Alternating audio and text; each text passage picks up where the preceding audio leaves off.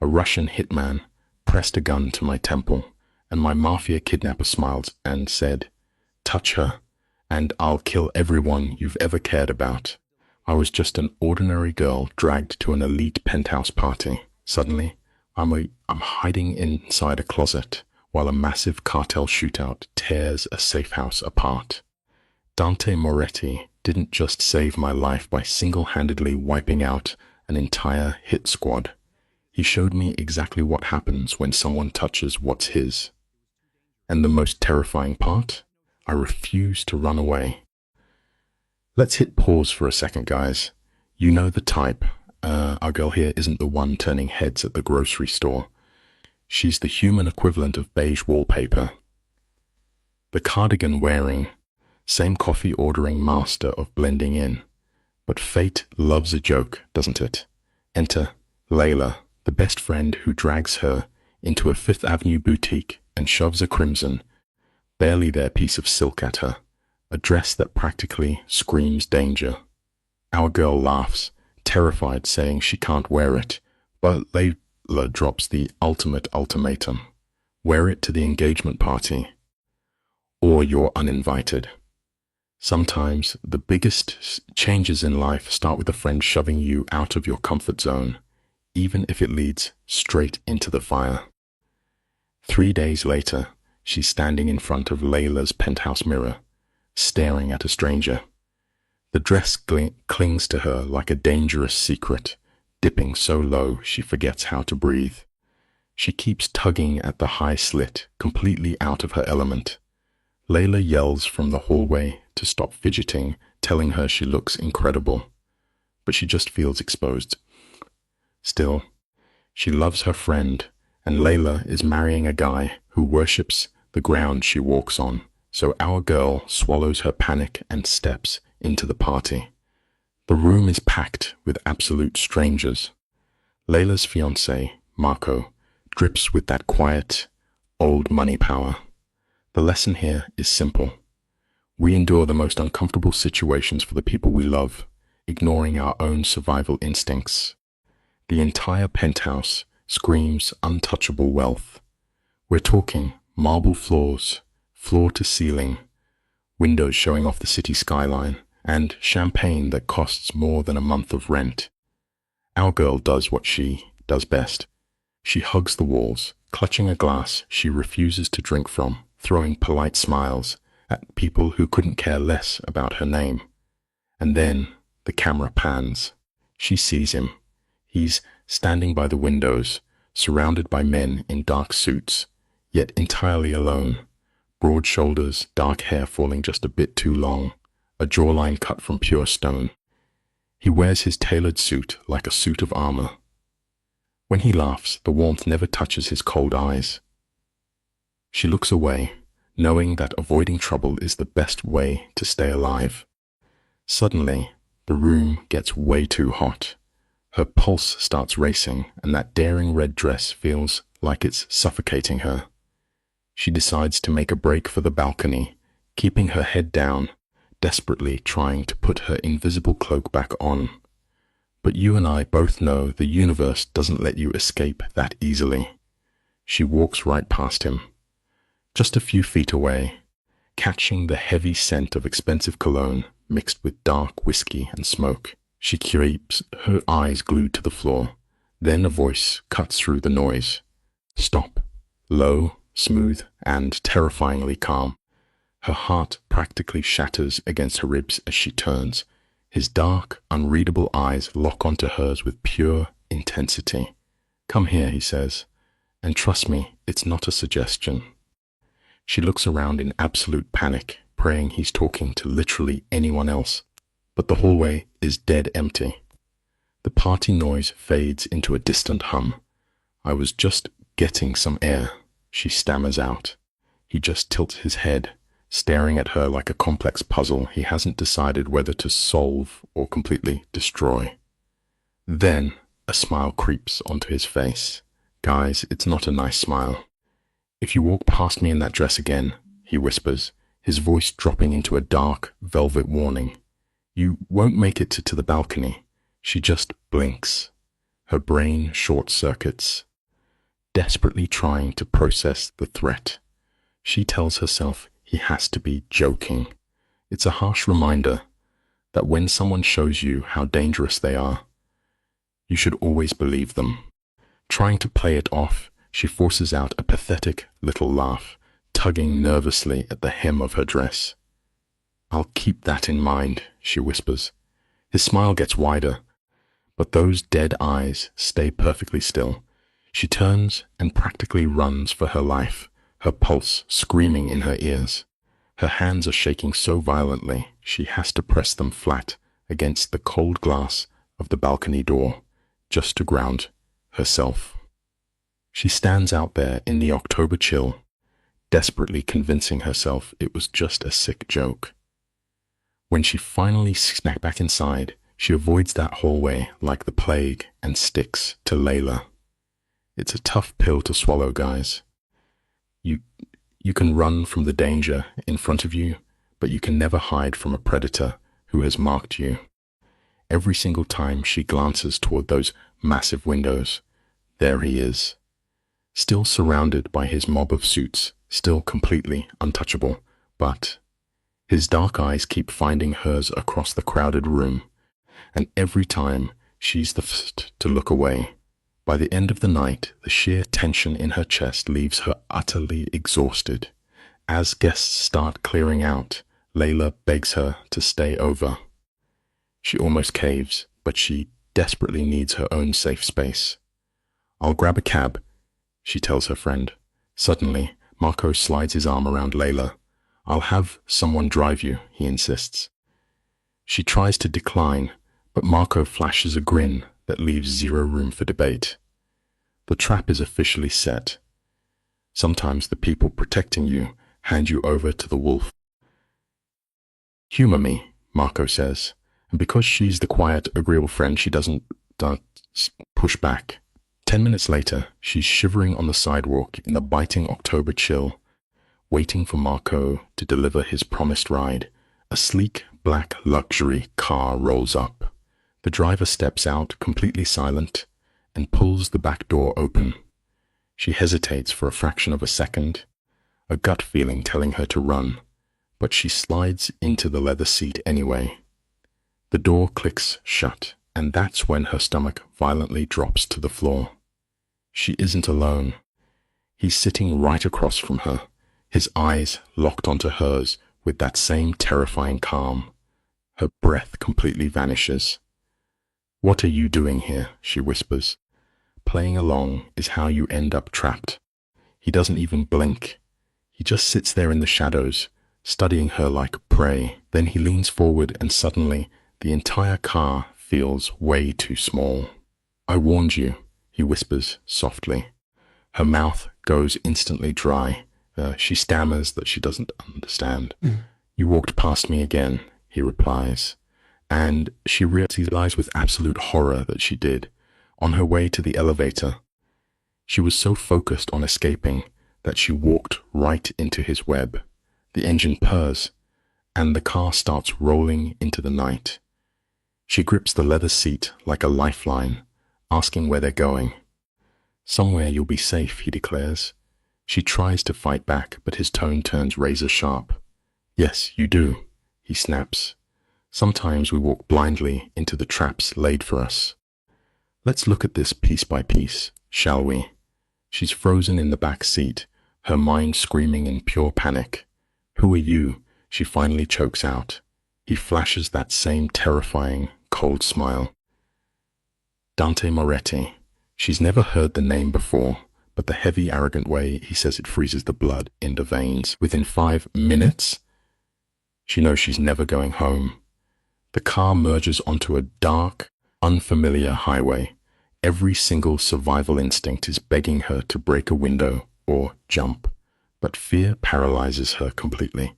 Meanwhile, Dante sits across from her, casually scrolling through his phone as if he didn't just abduct a woman. "Where are we going?" She begs. He ignores her. Unfreezing in the face of fear is how you hand over the keys to your life. "Safe from what?" she asks. "From people who'd use you to hurt me," he replies, cold as ice. She tells him she doesn't even know him, but his absolute calm is infuriating. She begs him to just let her go, swearing she'll keep her mouth shut. But then he says her name, Ella.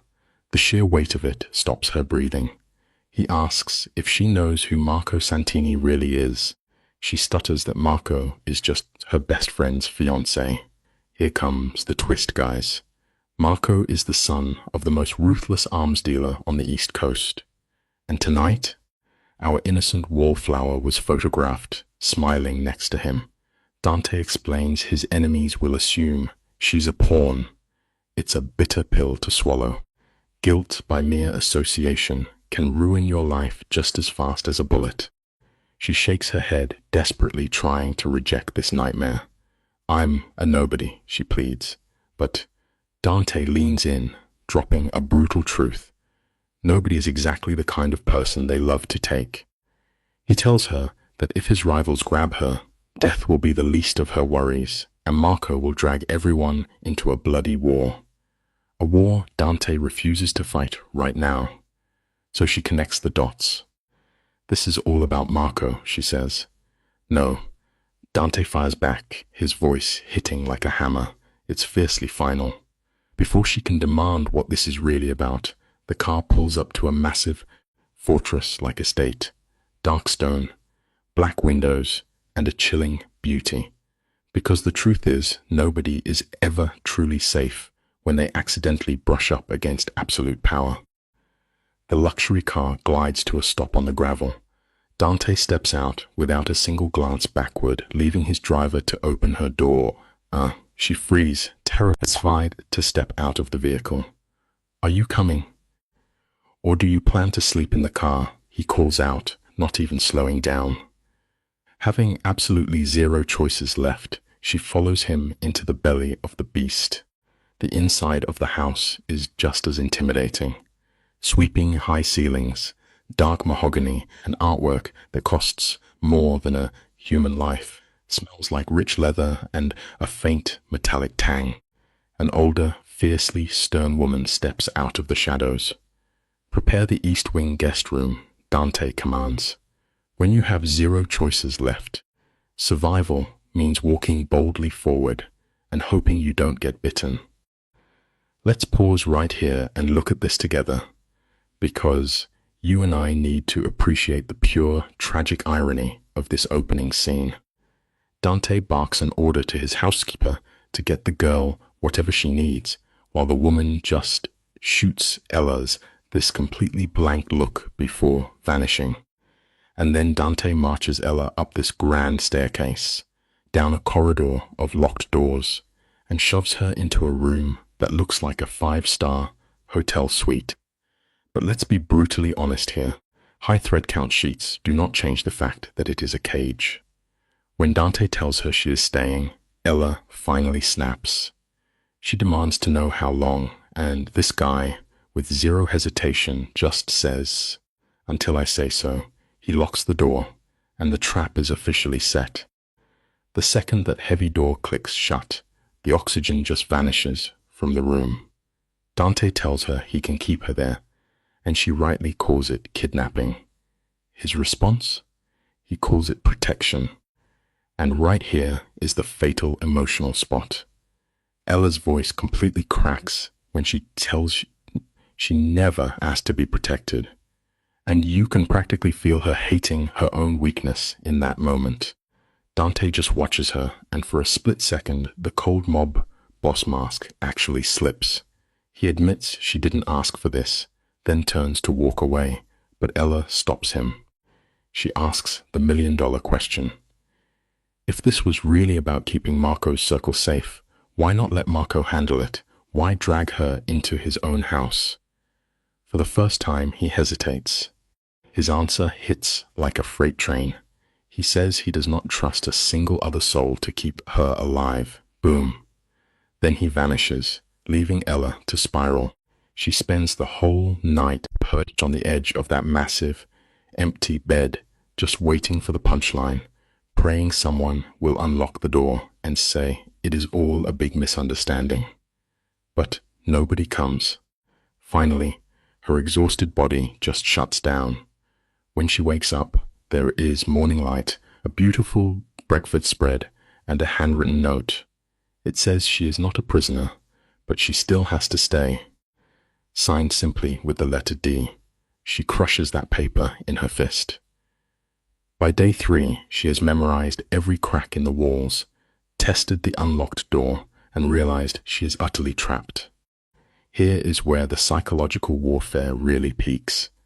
The house is dead silent, but she feels his presence everywhere, like a shadow pressing down on her.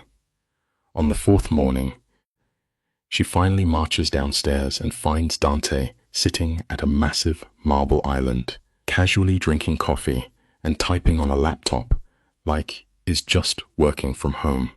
She ignores his polite greeting and demands to leave. He calmly reminds her it has been 4 days, totally unbothered by her rage. She steps right up to him, pointing out his own hypocrisy. You said I was not a prisoner, so let me walk. Dante slowly shuts the laptop, locks eyes with her, and drops the ultimate reality check. He tells her if she walks out that door, she is dead in 48 hours. Stick with me, because this is where it gets incredibly dark. The absolute ice in his voice freezes the blood in her veins.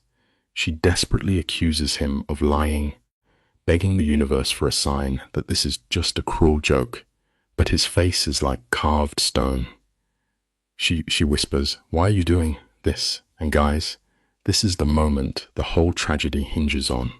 Dante stands up, stalks around that island, and towers over her. He looks down and says, "Because you walked past me in that dress. Do you see the horrible irony here? She was just a girl existing at a party, and her mere presence derailed this ruthless man's entire existence. He warns her she didn't understand him. Dante is a walking disaster, constantly vanishing and leaving her alone. When he comes back from whatever dark business he handles, he is completely wound tight as a piano wire. But every single evening, like clockwork, he stands in the doorway of the sitting room where she tries to hide in old books. He never crosses the threshold. He just asks if she is comfortable, if she is safe. And she absolutely refuses to give him the satisfaction of an answer. But by the time a week passes, the bitter reality sets in. She stops demanding her freedom, not because she is surrendering to her captor, but because the real world is proving him right. The local news starts running these vague, terrifying stories about sudden disappearances, violent crimes, and entire families just vanishing into thin air.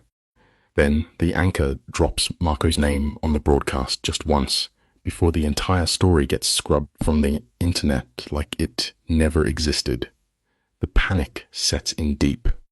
Ella grabs the burner phone Dante left her and desperately tries to call Layla, straight to voicemail, over and over.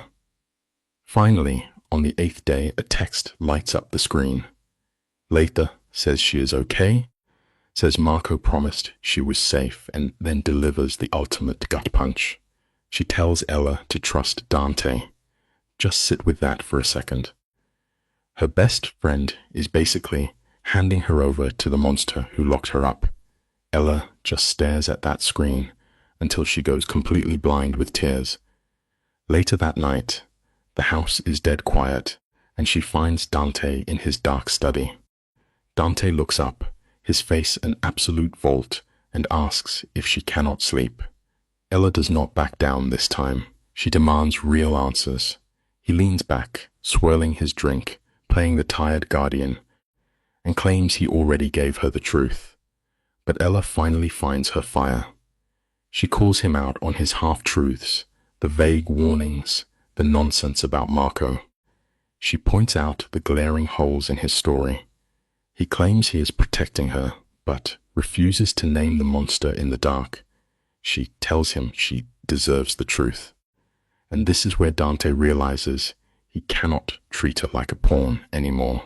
He puts the glass down, stands up, and then slowly walks around the desk, until there is absolutely nothing standing between them.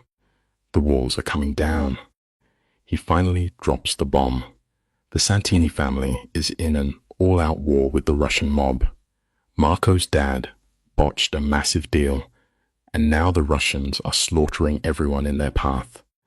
It does not matter if you are a business partner, a distant cousin, or just a random girl at a party. If they think you are leverage, you are dead. Ella is completely terrified. She argues that she is a nobody, just a friend of a friend who happened to be wearing a pretty dress. And Dante, with this heartbreaking bluntness, tells her the Russians do not care about the truth. By the time they realized she was useless to Marco, she would already be in a body bag. The words hit her so hard she physically recoils. So she asks, "Why didn't Marco save me?" You and I really need to appreciate Dante's twisted logic right here. His face goes completely dark as he explains that Marco is a reckless idiot. Marco would have stashed her in some loud safe house with a dozen guards painting a massive target on her back. Dante operates in the shadows. He does not make mistakes. Ella realizes he just snatched her without a second thought, robbing her of any choice in her own survival. He asks if she would have come willingly, and she spits back a defiant no. So he just nods, completely convinced he made the right call. Ella is boiling with rage, ready to scream at him for playing God with her life, but instead she asks the one question that has been tearing her apart. Why do you care if I live or die? The silence that follows is so heavy it could crush a diamond. Dante steps into her space, radiating this intense, dangerous heat, and his voice drops to a devastating whisper. He tells her that the second she walked past him, he knew she was going to completely ruin him. Guys, that is the core tragedy of this entire story. He kidnapped her to save her, knowing full well it would destroy his own soul in the process. Ella is paralyzed, but before she can even process the confession, his emotional vault slams shut. He tells her to go to bed, his voice turning to absolute ice. She flees to her room, shaking like a leaf, but there is no peace to be found. The very next morning, she is jolted awake by the terrifying sound of men screaming. She throws on a robe and creeps to the edge of the staircase, looking down into pure chaos. Dante is standing by the front door, looking like the Grim Reaper, facing off against this massive, tattooed stranger who is screaming his lungs out in Russian. Dante snaps something back, and the guy just lunges. Suddenly, 3 of Dante's shadows materialize out of nowhere, grabbing the intruder and dragging him backward. Ella is practically melting into the wall, totally paralyzed by the violence. And then Dante's eyes flick up and lock onto hers. Just for a microsecond, the cold killer drops away, replaced by pure, unadulterated panic that she had to witness this. Then the mask snaps back, and he barks a final lethal order to his men. They drag the Russian out, and the heavy door slams shut, leaving the house drowning in this terrible, suffocating silence. Ella just sits there, completely frozen. An hour later, Dante tracks her down in the library. She is curled up in this massive chair, shaking violently, holding a book she cannot even see. Dante stops in the doorway. His sleeves are rolled up, and there is this fresh, dark bruise forming on his jaw. He asks if she is all right, which is the most darkly hilarious question he could possibly ask. She demands to know who the man was. Dante tries to brush it off, swearing the guy is gone and won't be back, but Ella is spiraling, crying out that the monster found them. Dante drops to his knees and corrects her. He found me. Let's look at this piece by piece, shall we? She asks how he dealt with the intruder, and his jaw locks tight. He tells her she really does not want to know. She looks at this broken man and whispers, "This is your life. The violence The constant threat of death, all of it. Dante just nods. He pulled an innocent girl into his nightmare to save her from a worse one. Ella starts crying, telling him she never asked for any of this. Dante reaches out, his hand trembling just a bit, and brushes the hair from her tear-stained face. And the craziest part? She lets him. He whispers an apology. She wants to hate him, but she looks into those haunted eyes and realizes they are both trapped. The days just blur together in this beautiful cage. Let us pause right here, guys, because the irony in this setup is absolutely brutal. Dante works from home to keep Ella safe, leaving his study door cracked open like a paranoid guard dog. He is physically present, yet emotionally the man is a million miles away. Hard-faced mobsters constantly parade through the hallways, their dark whispers dying the exact second she walks by. They try to hide the underworld from her, but she is already drowning in it. The mansion is pure luxury, but those massive walls are slowly crushing her spirit. Every morning she wanders the manicured gardens, trailed by a silent, heavily armed shadow. The lesson here is simple. You can lock someone in a beautiful castle, but without freedom, it is just a prison. Picture this, guys. We open on the classic gilded cage trope. Ella is stuck in this massive sitting room, staring blankly at a television, totally playing the role of the invisible ghost, while Dante plays the brooding mob boss working late. By day 10, she absolutely snaps. You and I have probably both felt that kind of claustrophobic trap, right? She finds him in the kitchen at midnight, nursing some whiskey, his tie undone, looking like the weight of the underworld is crushing his spine. He hits her with the standard question, asking if she can't sleep. She just begs for a few hours of freedom, saying she is losing her mind. He hits her with cold logic. It is not safe. But here is the kicker. She knows he has an army outside. She just wants to feel human.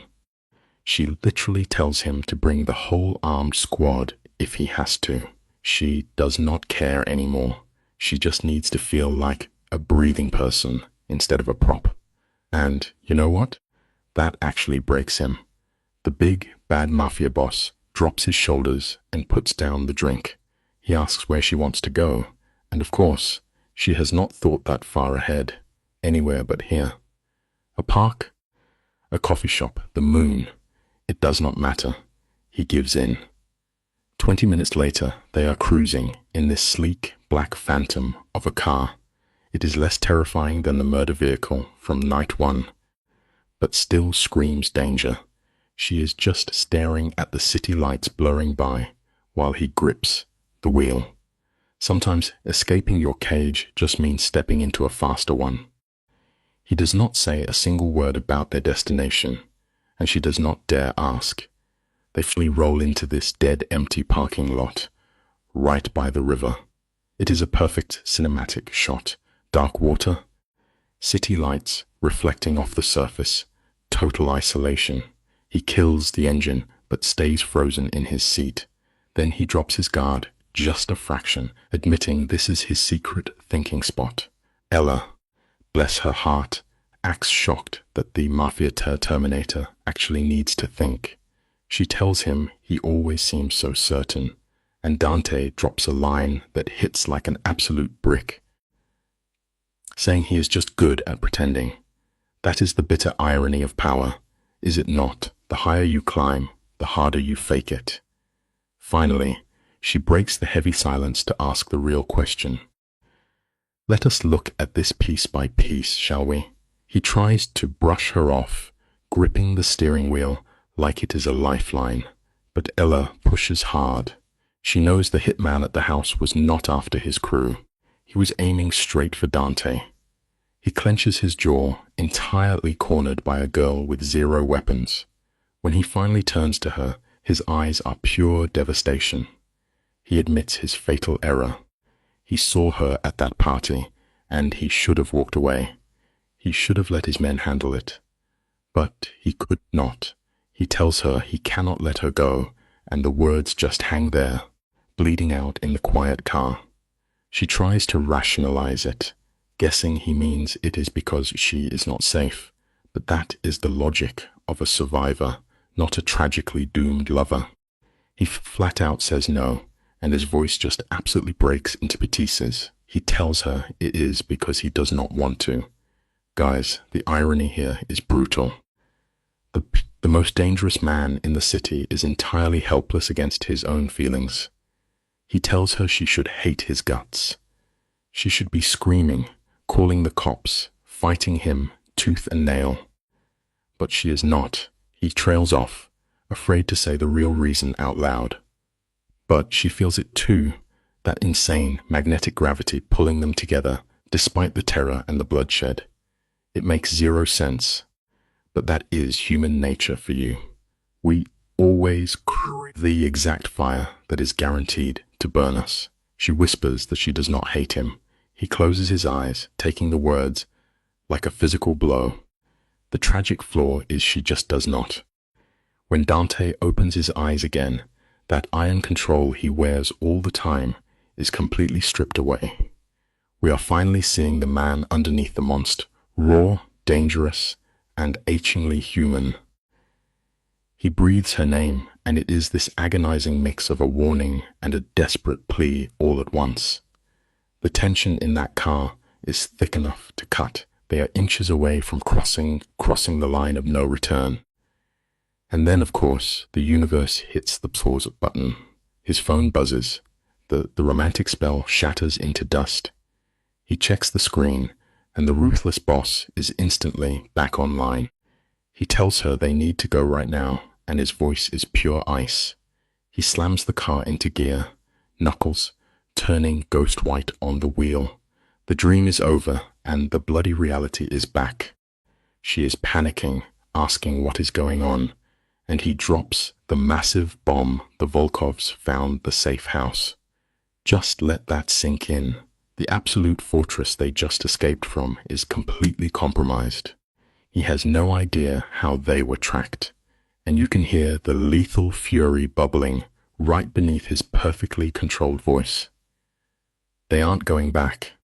They spend the next hour tearing through empty highways and pitch black back roads like hunted prey. Finally, they roll up to this creepy, isolated little cabin buried deep in the woods. It is a huge downgrade from his usual luxury, just a raw, hidden box in the trees. He jumps out, hyper-vigilant, scanning the dark woods for threats, and orders her inside. Total survival mode has been successfully activated.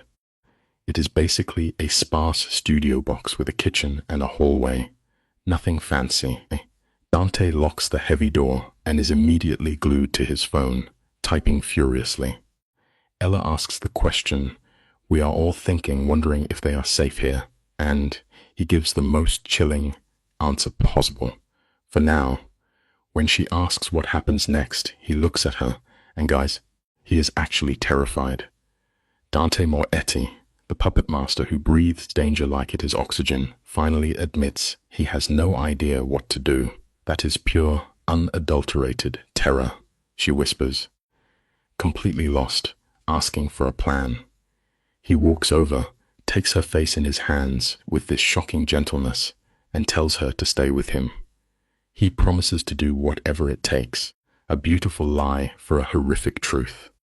She is crying now, hitting him with the ultimate reality check, asking what happens if his best is not enough.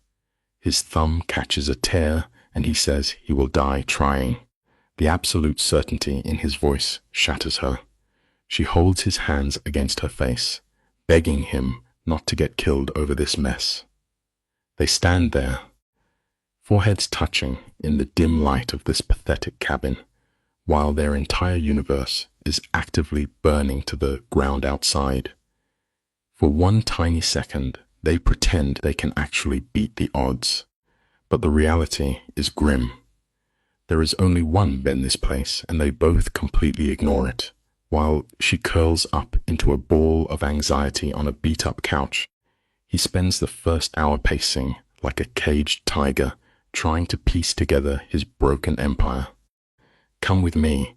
We are about to find out how quickly a king can fall. She is hearing snippets of his phone calls, names she does not know, orders barked in that icy boss tone. But the mask is severely cracking. You can physically see the panic in his rigid shoulders and the way he rakes his hands through his hair. He hangs up, looks at her with dead eyes, and drops the news. The enemy breached the house just 20 minutes after they slipped out. 20 minutes. Her stomach completely drops. He assures her his men escaped unharmed. But here is the brutal catch. The enemy took all the security footage and files, everything they need to track them down. They are not dead yet, but the clock is ticking loudly. She nods, totally out of her depth in this violent war. She is trying to process this insane tactical nightmare, asking how the Volkovs ever breached a supposedly bulletproof mansion. Dante's face goes totally dark. He says someone talked. She asks if it was someone he trusted. His reply is chillingly flat, stating it was someone who is dead now. The casualness of murder in his world just makes you shiver. He grabs some water from the tiny fridge, looking a million miles away, and tells her to get some sleep because they are running before sunrise. When she asks where they are heading, he looks right at her and admits he does not know yet. That blunt honesty is way more terrifying than a smooth lie. When the experts stop lying to you, that is when you should truly panic. She eventually retreats to stare at the bedroom ceiling. Sleep is literally impossible.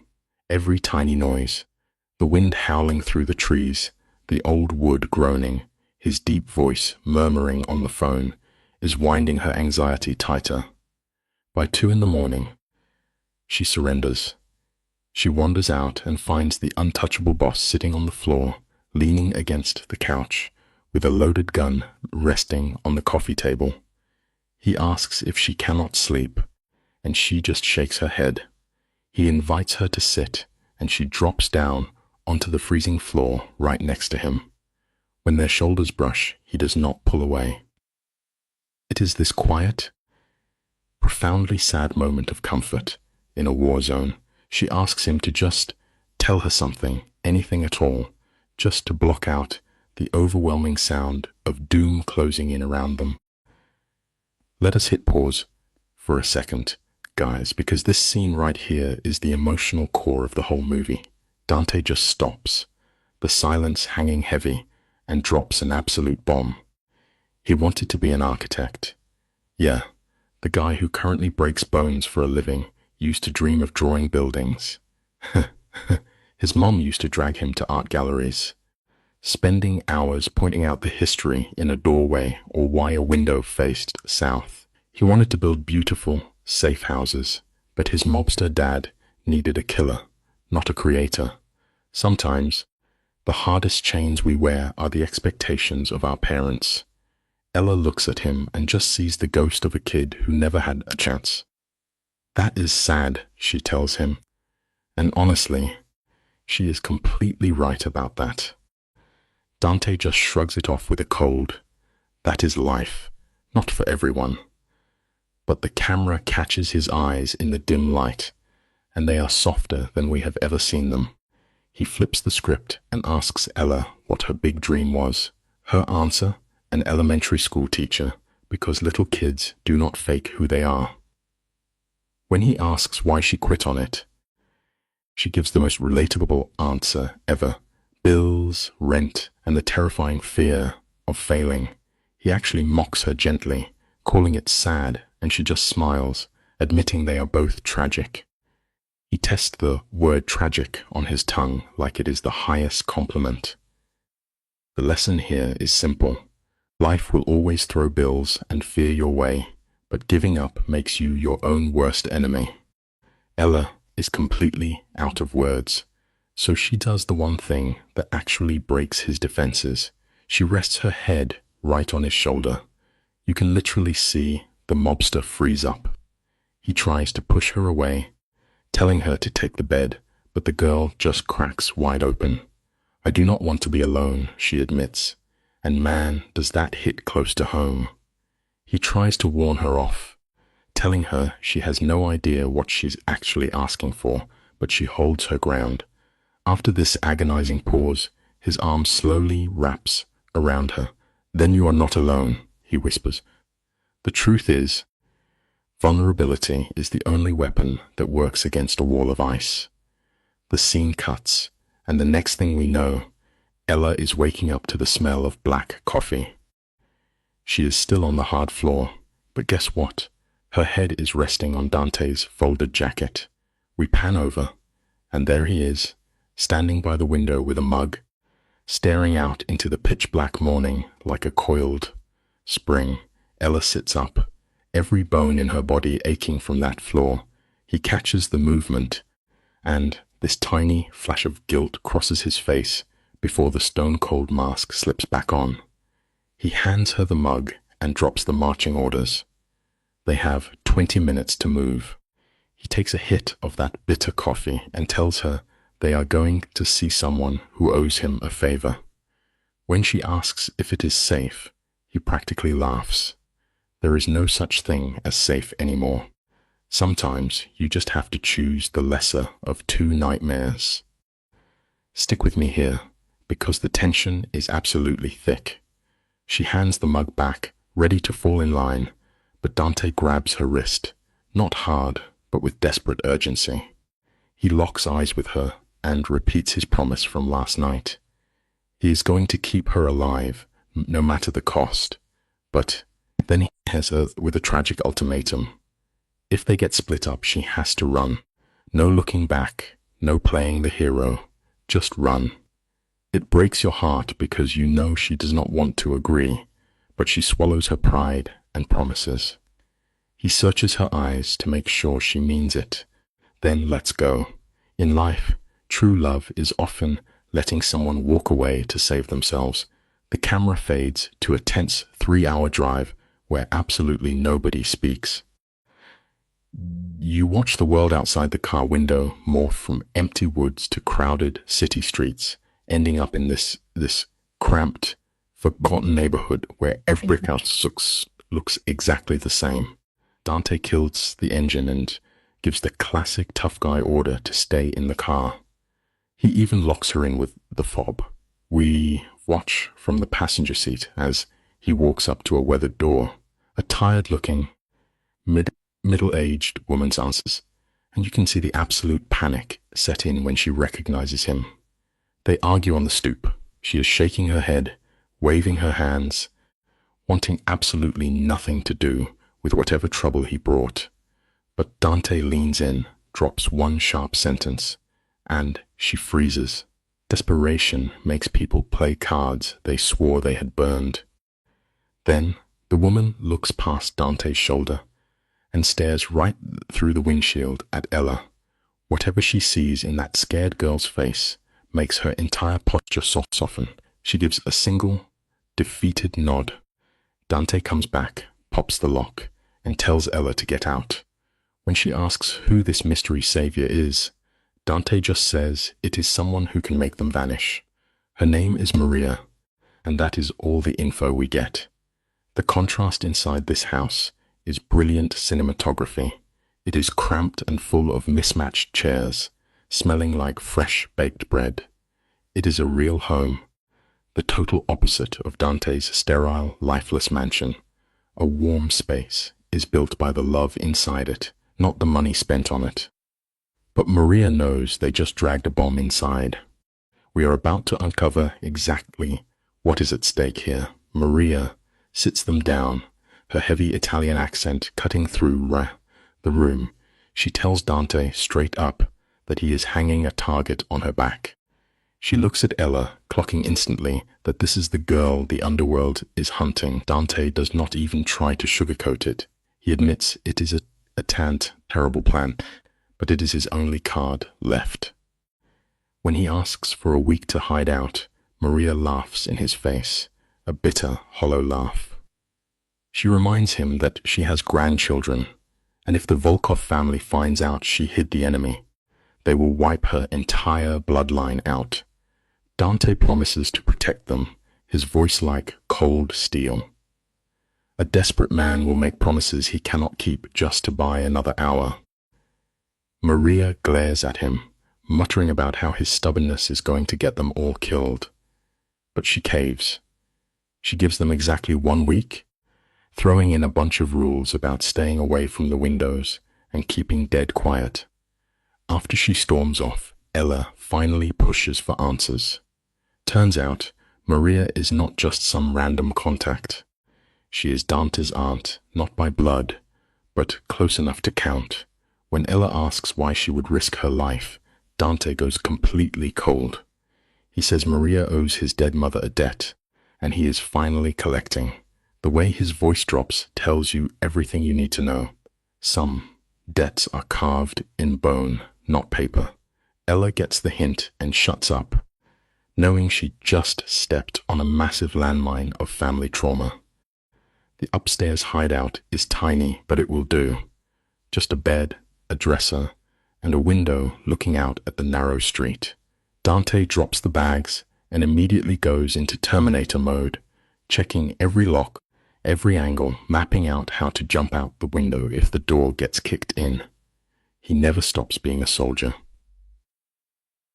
Ella sits on the edge of the mattress, completely hollowed out by fear, and asks if they are actually safe. His answer? Safer than we were. That is cold comfort when the mob is breathing down your neck. Ella finally cracks, whispering that she cannot take much more of this nightmare. Dante actually drops to his knees in front of her. The lesson is clear. True strength isn't about never breaking. It is about knowing who to lean on. Dante looks up at her, his hands gripping her knees. This absolute killing machine, the guy who dragged her into this mess, is suddenly the only anchor she has left. It is brilliantly messed up. She admits she's breaking, and he tells her, then let me hold on for you. Guys, grab a tissue. Ella is crying now, begging to know why he is throwing his life away for her, and he delivers the fatal blow. He tells her that from the second he saw her, he knew she was too pure for his violent reality, but he wanted to keep her anyway. We often destroy the beautiful figure we try to cage. He knows it makes no sense. He knows it is deeply selfish, but he just cannot help himself. It is the classic tragedy of a monster falling for an absolute angel. Dante's stoic face just shatters. He cups her cheeks so gently you would think she was made of glass, and his voice is completely destroyed. He begs her to tell him to walk away, because if she does not, he is never letting go. Now, logic says she should kick him out and run. But trauma bonding is wild, man. Instead of running, she leans in, rests her forehead against his, and whispers the words that seal their fate. I do not want you to stop. He kisses her like a starving man. It is not sweet or romantic. It is desperate, messy, and fueled by pure adrenaline. He is grabbing her hair, and she is clutching his shirt like he is a life raft. Sometimes, the choices that ruin us are the exact ones we make with our eyes wide open. They finally break apart to breathe, and Dante whispers her name like a warning label on a bottle of poison. But she completely ignores it and pulls him right back in. He picks her up, his hands mapping out her waist, sliding under her shirt. He pauses one last time, resting his forehead against hers, giving her one final exit strategy. He tells her to say the word and he will stop. But she is way past the point of no return now. She tells him she is sure. The camera fades out as he guides her to the narrow bed. When we cut back, the room is quiet and dark.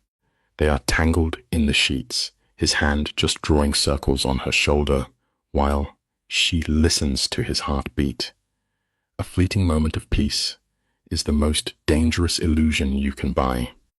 Let us unpack this final scene together, because it is brilliant. Dante asks if she is okay, and she throws the question right back at him. His answer? No. And why? because now he actually has something to lose. In his brutal line of work, loving someone is basically handing your enemies a loaded gun.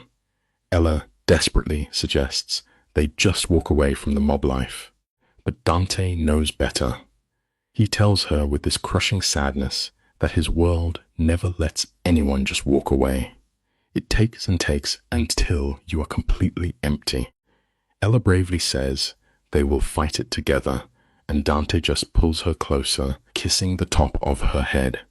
You can fight the devil all you want, but eventually, he always comes to collect his bloody dues. So, right at the start of this scene, you and I are watching Ella play the naive protagonist. She looks at this hardened mobster and says, "You still don't understand what you've gotten into." Wait, he said that. "You still don't understand what you've gotten into," he said softly.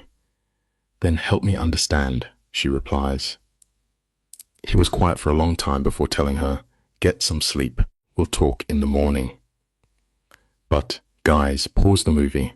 Neither of them believes that lie. Some truths are just too heavy to speak aloud. Cut to the morning, and she wakes up completely alone. The bed is freezing cold. The only proof Dante was even there is the hollow imprint of his body. You can feel her stomach drop as she pulls the sheets to listen to the suffocating silence. "Dante?" she called softly, but there was absolutely no answer. The camera follows her downstairs, every nerve screaming that something is wrong. She finds Maria in the kitchen, aggressively kneading dough. "Where is he?" she asked. Maria hits her with a stone-cold glare. "He left before dawn. Didn't say where." Ella panics. "He just left." "He said he'd be back before nightfall," Maria said, dusting flour off her hands. Then she verbally rips Ella apart. "That boy has been carrying the weight of the world since he was 16. Don't add to it." Ella bristles, claiming she is not trying to. "You're here, aren't you? That's enough. The absolute tragedy here?" Ella knows Maria is right. The sharpness in her voice stung because Ella was a walking complication, a total liability, terrified that her presence was going to get him killed. The day dragged on forever. Ella tries to make herself useful, folding laundry, washing dishes, doing anything to help. But Maria is not having it and shoos her away, demanding she stay completely out of sight. So Ella goes back upstairs, sitting by the window for hours, watching the empty street like a ghost trapped in a tower. As the sun climbs and eventually sets, the panic really sets in. By nightfall, she runs downstairs and finds Maria clutching her rosary beads, lips moving in a silent prayer. "He should be back by now," Ella said. Maria does not even open her eyes. "Then you should pray." "I don't know how." "Then learn." This breaks my heart, guys.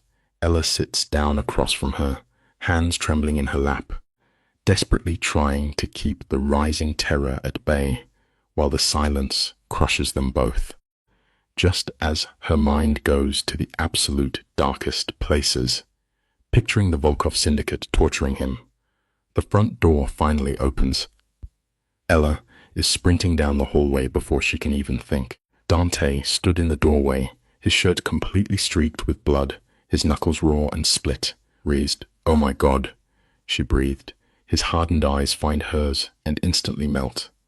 "I'm fine," he said. "You're bleeding." He drops the coldest line ever. "It's not mine." Any normal person would run screaming from a man drenched in blood. But all she felt was pure relief. She throws her arms around him, not caring about the blood or the danger.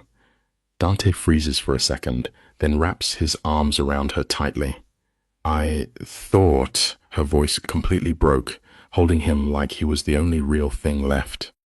"I thought you weren't coming back. I told you I would. You didn't tell me where you were going." "I know," he said, pulling back just enough to look at her. "I'm sorry." But then Maria steps into the doorway, totally ruining the tender moment with her grim mob boss energy. "Did You take care of it? She asked. Dante gives a single nod. It's done. Good. Now, get cleaned up before you bleed all over my floor. It is such a stark reminder of their brutal reality.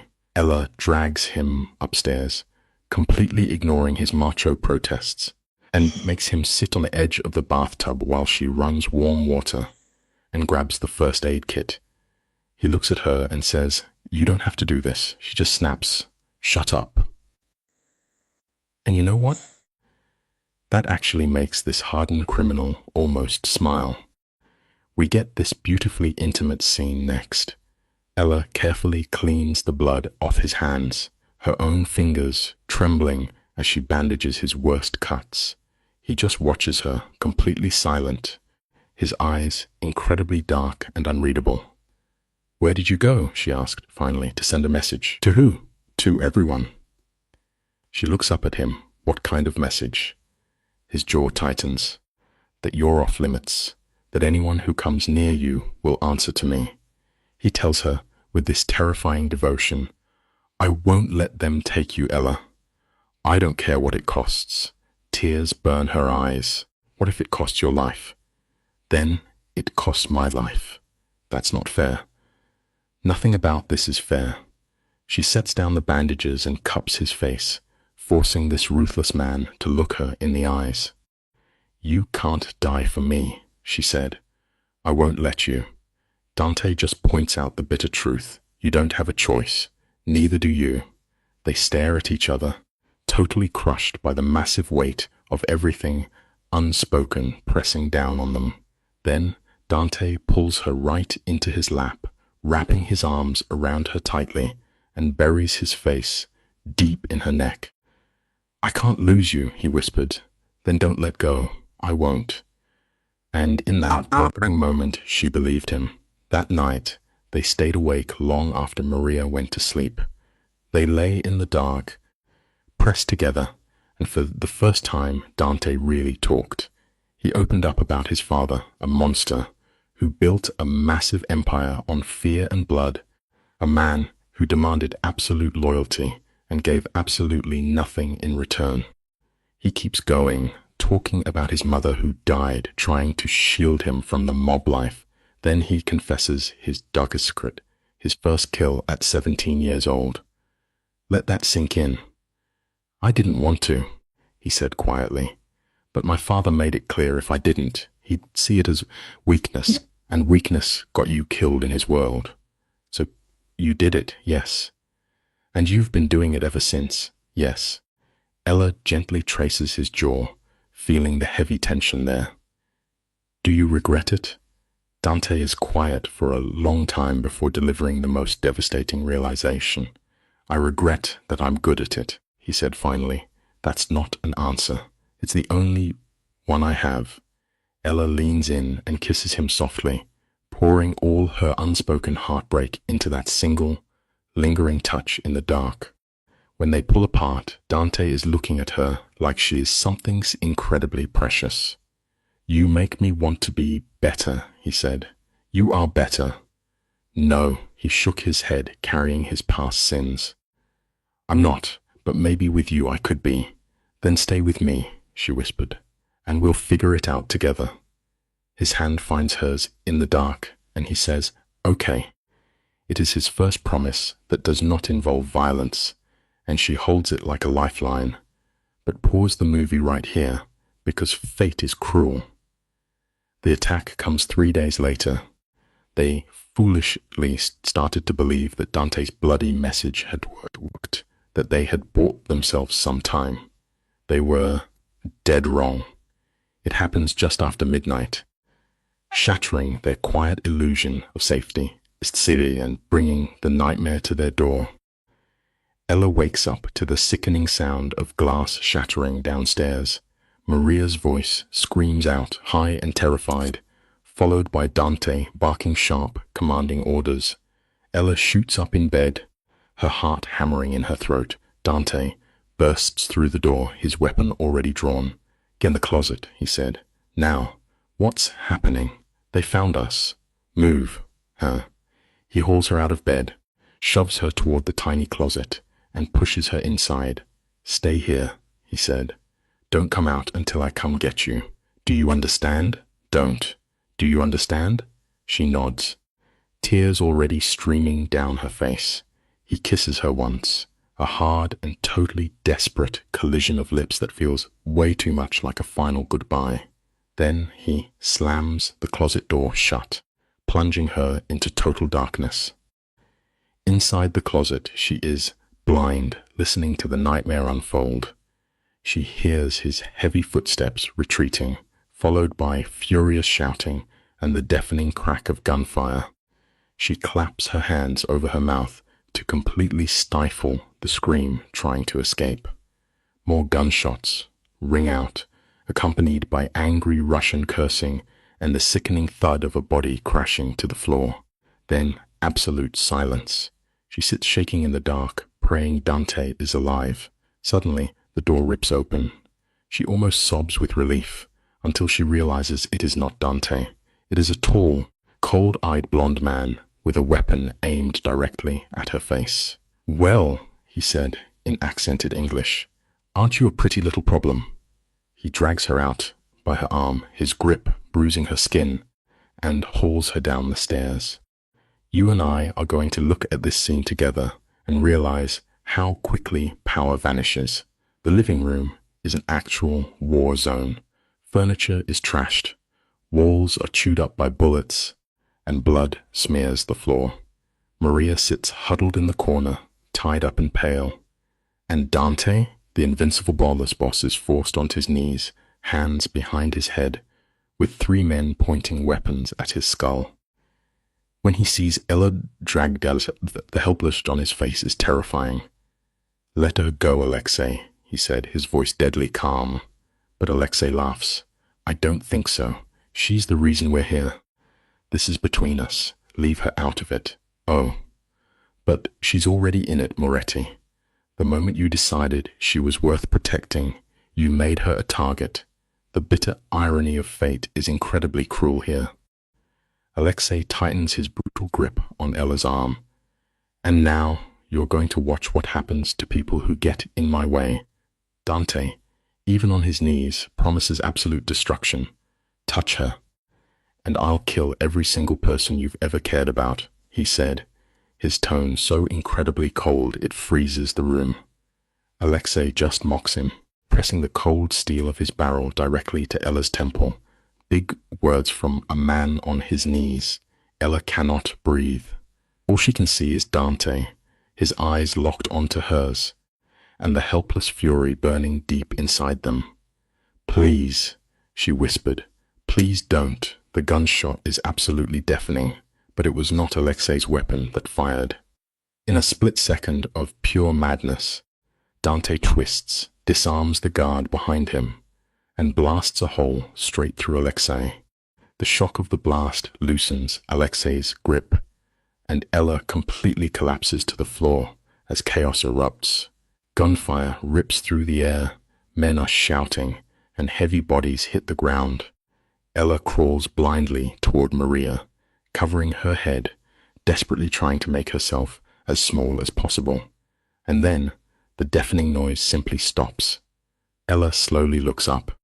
Dante is standing right in the center of the slaughter, his chest heaving, his face splattered with blood. The 3 armed men are completely dead.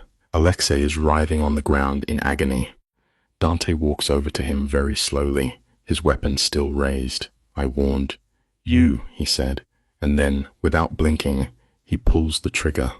In the haunting, terrible silence that follows, Dante drops the gun, kneels down, and gently cups her face. Let us pause here for a second, because the irony is too thick. Picture Dante, a guy who makes nightmares look like fairy tales, shaking like a leaf as he asks Ella if she is hurt. She nods, feeding him the lie he is desperate to hear, even though both know she is shattered. He holds her so tight she can barely breathe, terrified that if he lets go, she might fade away. Meanwhile, Maria refuses to leave her blood-soaked living room. She tells Dante she is not running, so he calls in a cleaning crew to scrub the murder scene away. The life lesson here is brutal. Sometimes the heaviest burden is not surviving the violence, but forcing a smile and lying to the people you love just so they do not fall apart right in front of you. You and I have seen this movie 100 times. The cleaners do their clinical, terrifying job, and by dawn, the house looks perfectly fine. But here is the cruel joke of the universe. You cannot scrub trauma out of a carpet. Ella is stuck upstairs, staring at her hands, feeling Alexei pressing that cold gun to her skull on a permanent loop. Dante sits beside her, heavy and grounding, telling her they have to run to a secret, safe house. When she asks if they will ever stop running, he admits he does not know, but promises to keep fighting. She looks at this killer who became her entire world and makes a reckless choice. Here is the simple truth to remember. You can bleach away the blood and change your zip code, but the ghosts always pack their bags and travel with you. This is the exact moment the audience usually screams at the screen. Ella tells him she is not running, she is choosing him, full stop. Watch Dante completely shatter. The big, bad enforcer pulls her in like she is the only gravity, keeping him from floating into deep space, whispering that he does not deserve her. She just tells him he has her anyway. They slip out of Maria's house in the dead of night, armed with fresh identities and a plan Dante refuses to explain. He feeds her the classic line about how knowing less keeps her safe, and she actually accepts it because she has seen enough bodies hit the floor. The life lesson here is simple but terrifying. True loyalty is not about knowing every step of the plan. It is about holding someone's hand and walking into the dark anyway. Picture this long, suffocating drive through the night. The only thing keeping Dante from losing his mind is his thumb tracing absent circles on Ella's leg, using her to ground himself to reality. They finally pull up to a tiny cottage sitting right on the edge of a cliff staring down at the ocean. Dante confesses he bought it years ago, a little secret hideaway he hoped he would never actually need to use. He tells her they will be safe here, at least for a while. The place is incredibly simple. One bedroom, a tiny kitchen, and massive windows framing nothing but endless water. It is a beautiful illusion. It brings us to a tough life lesson. Sometimes peace is not a permanent destination. Sometimes it is just a very beautiful, very quiet waiting room between the battles. The place feels like the end of the earth. But what does Dante do? Instead of relaxing, he spends hours rigging cameras and pacing the perimeter. Ella watches him through the glass, her heart breaking. This is his entire existence. Just endless paranoia, waiting for the next knife in the dark, and she volunteered for it. When he finally comes inside, she confronts him. She wants to know how this all ends. Dante stops cold, walks over to the couch, and drops the heaviest truth bomb of the story. He tells her it does not end, at least not the way she hopes. The life lesson here is one we all learn the hard way. When you decide to love someone, you do not just get their good days. You sign up to live with all of their demons too. Let us break down his miserable options, shall we? Best case, they vanish, change their names, and pray the mob gets bored. Worst case? Dante looks at her with these haunted, dead eyes and says he dies making sure she gets away. Just pause and feel the tragic weight of that. He honestly thinks his highest purpose is becoming a human shield for her. But Ella grabs his hands and flat out refuses. She tells him she did not choose him just to watch him bleed out for her. She wants a real, actual life, not a permanent game of hide and seek. He insists it is totally impossible. The life lesson is pretty profound. A lot of people think romance is being willing to die for someone. Real love is actually having the guts to demand a life where you both get to survive and be happy. Dante hits her with the ultimate pity line, claiming men like him do not get happy endings. Ella just looks at him and asks, "Says who?" You can literally see the armor cracking off this guy. He is desperate to believe her, but he is choked by his own guilt, warning her about the terrible things he has done. She steps right into his space, rests her forehead against his, and tells him she does not care. She does not see the monster he thinks he is. She sees the guy who stood between her and death, the one who made her feel safe when the sky was falling. His hands shake as he holds her face. The life lesson here is incredibly powerful. You are not defined forever by your worst mistakes. Sometimes, your true character is revealed by who you choose to protect when it really matters. He warns her she is going to get hurt, and she fires back that she would rather bleed with him than be safe alone. Boom. They share this desperate, consuming kiss, sealing their tragic fate. The next few weeks turn into this bizarre, domestic mafia honeymoon. Dante is still doing his paranoid perimeter sweeps, still packing heat in the kitchen, taking shady phone calls. But in between the paranoia, they actually find pockets of peace. They watch sunrises. He teaches her his mother's old recipes while she burns the food, and they lie awake dreaming of alternate universes where they are just normal people. Here is a simple life lesson to take away.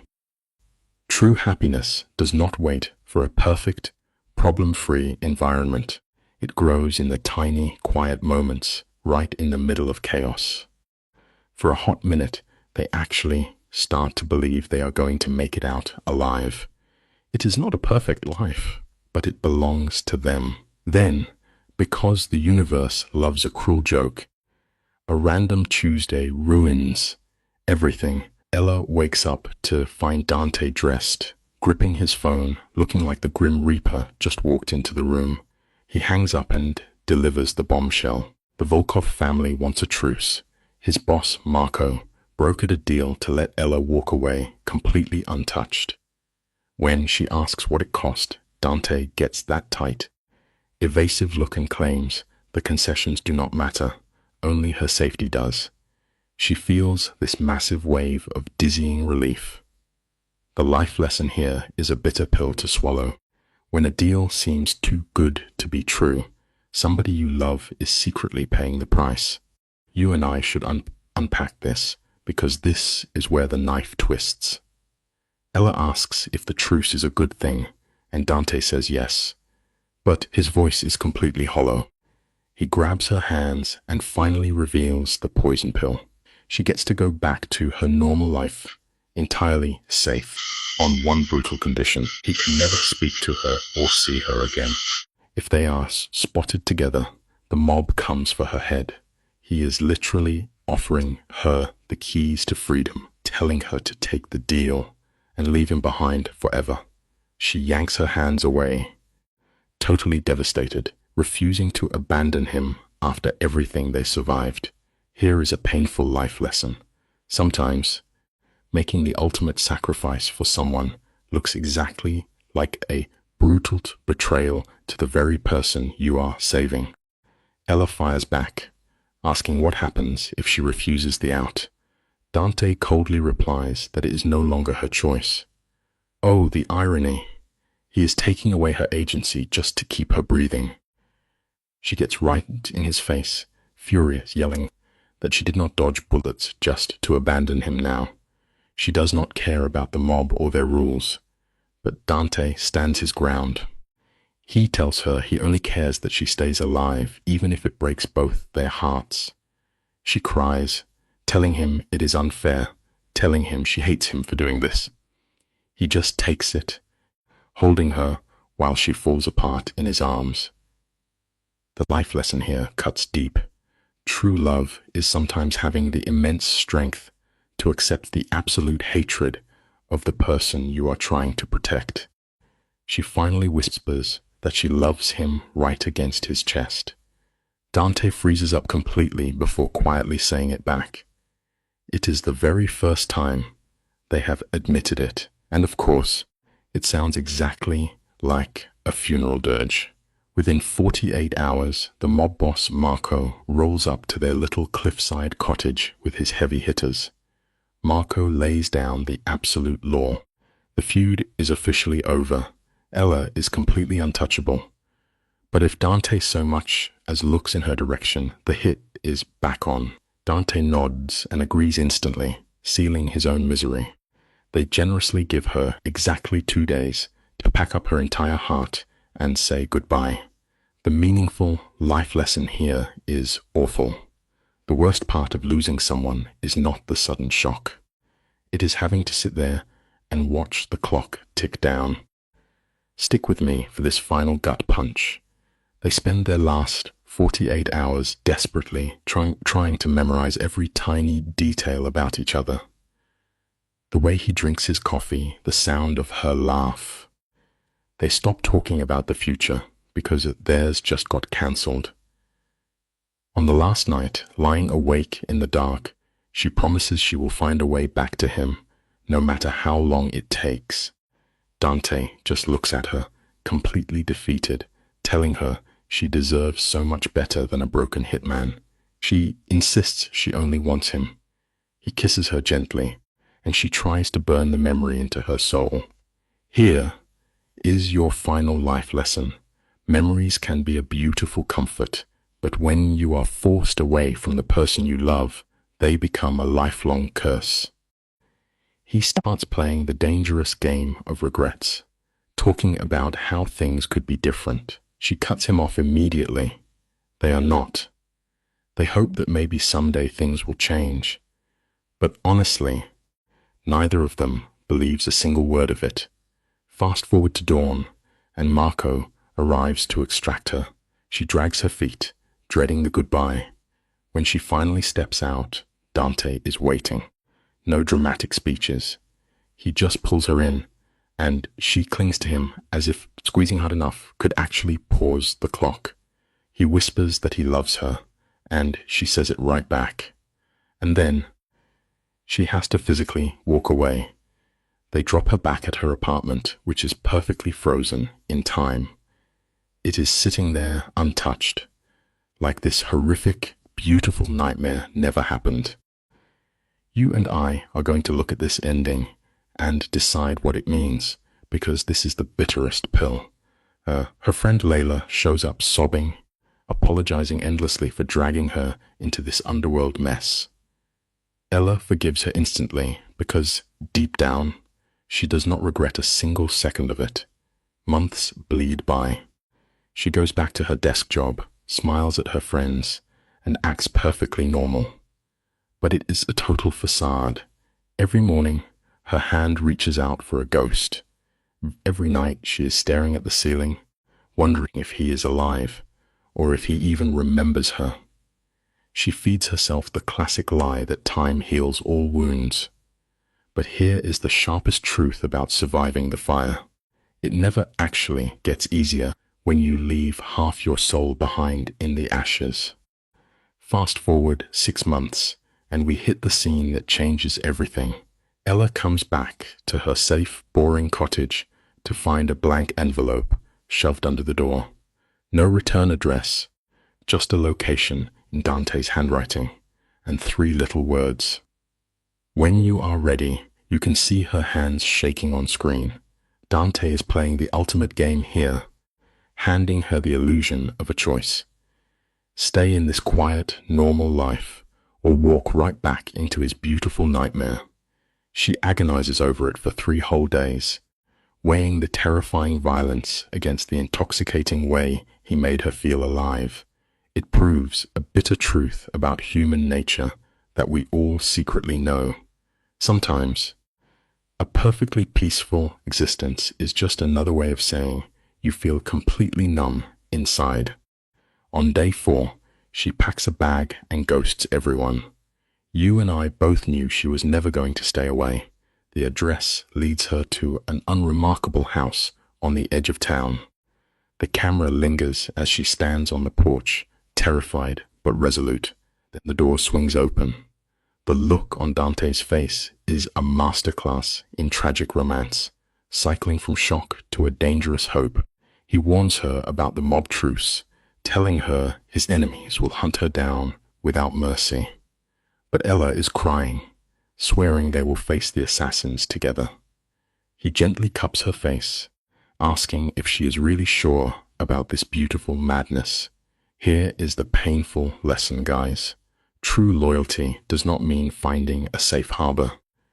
It means looking at the destructive storm coming straight for you and choosing to drown in it together anyway. Dante warns her that stepping through his door is a permanent point of no return, but Ella is dead set on this disaster. When they finally kiss, the director makes sure we feel that massive emotional payoff. Do not let the romantic music fool you, though. They pull back, resting foreheads together, and start listing their new, miserable reality. They will have to be ruthlessly strategic, constantly checking for hitmen in the shadows.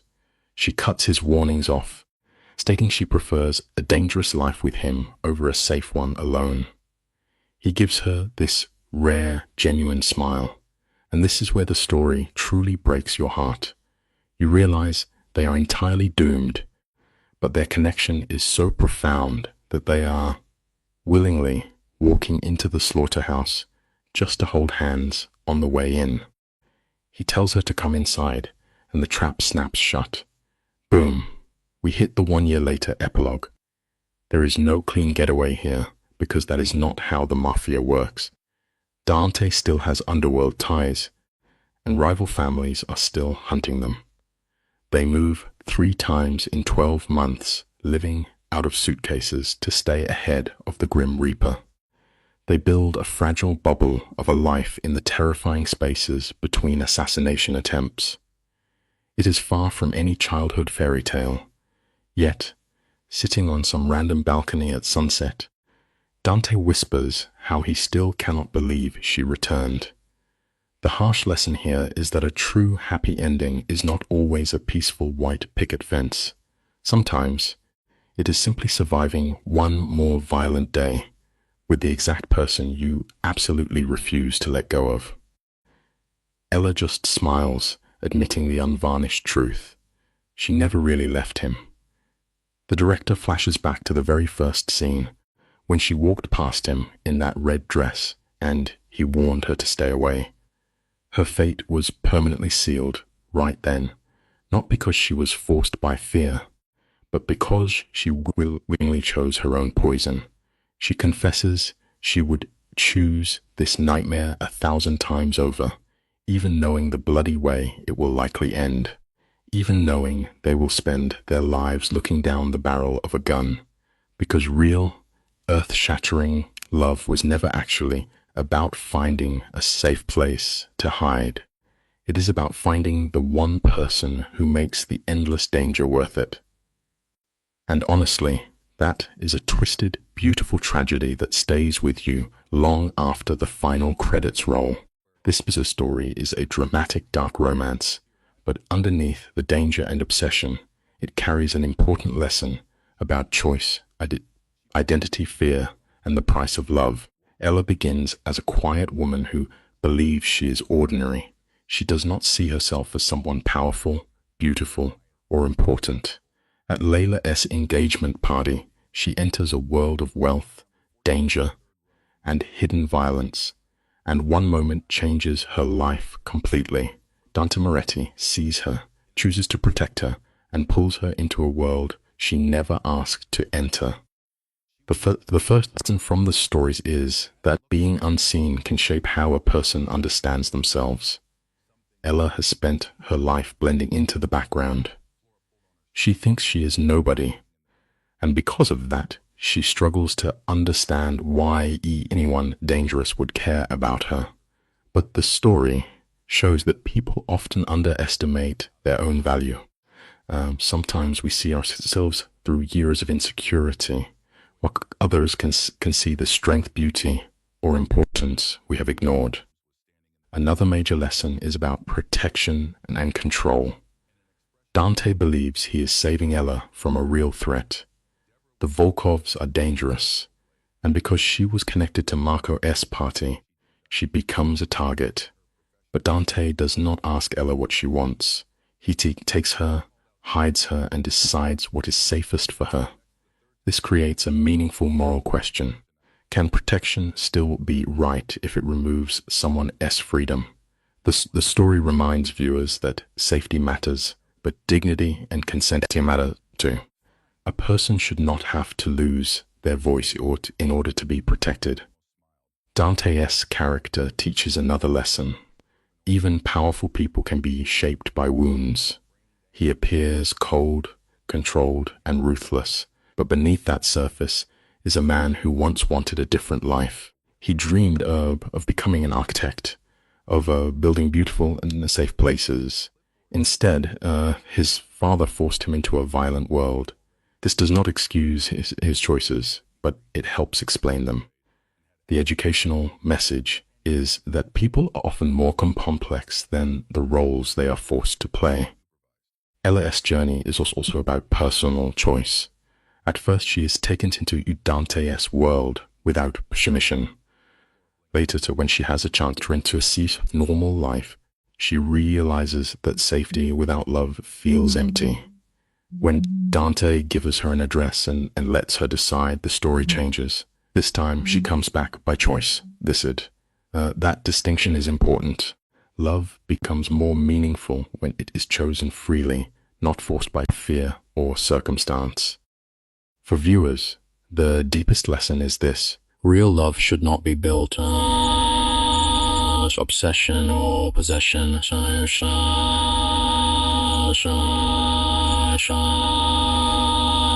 Choice, so safe. She understands the cost, the fear, and the uncertainty. Yet she chooses him because she believes the life they can build together matters more than the illusion of safety.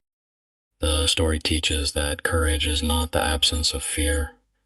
Courage is choosing honestly, knowing the risks, and accepting responsibility for that choice.